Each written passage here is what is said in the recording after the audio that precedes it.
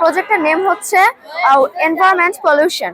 আমাদের দলের মেম্বার হচ্ছে, আমার নাম রিয়ামণি দাস রায় আর ওর নাম হচ্ছে সুমাইয়া আক্তার। আমরা আজকে পরিবেশ দূষণকে মূলত 4 ভাগে দেখিয়েছি। এক, মাটি দূষণ, পানি দূষণ, বায়ু দূষণ এবং শব্দ দূষণ।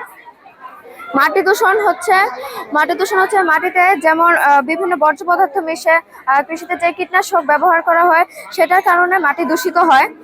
তারপরে এখানে দেখা যাচ্ছে যে ডাস্টবিনে যে ময়লা ফেলা হয়েছে সেটাও ঠিক মতো ফেলা হয়নি এবং সেটা নিচে নিচে পড়ে আছে।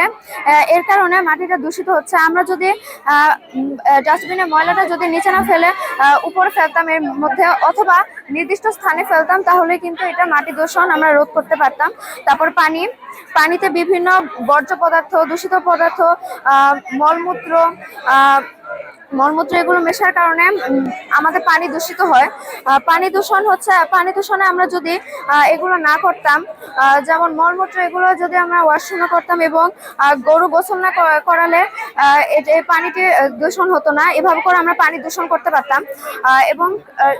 এবং থার্ডটা হচ্ছে শব্দ দূষণ। এই যে গাড়ির হর্নটা দেওয়া হচ্ছে, এই গাড়ির হর্নের কারণে আমাদের পরিবেশের কারণে আমাদের এই যে দূষণটা হচ্ছে, এটা হচ্ছে শব্দ দূষণ।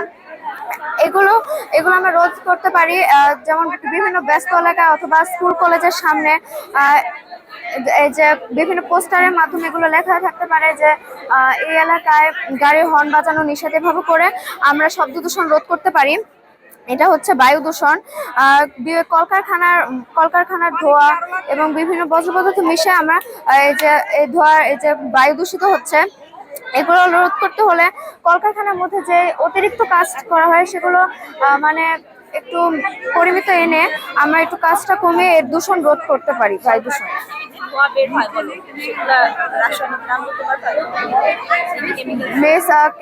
বিভিন্ন মানে ক্ষতিকর বায়ুর নাম methane, carbon dioxide, carbon monoxide,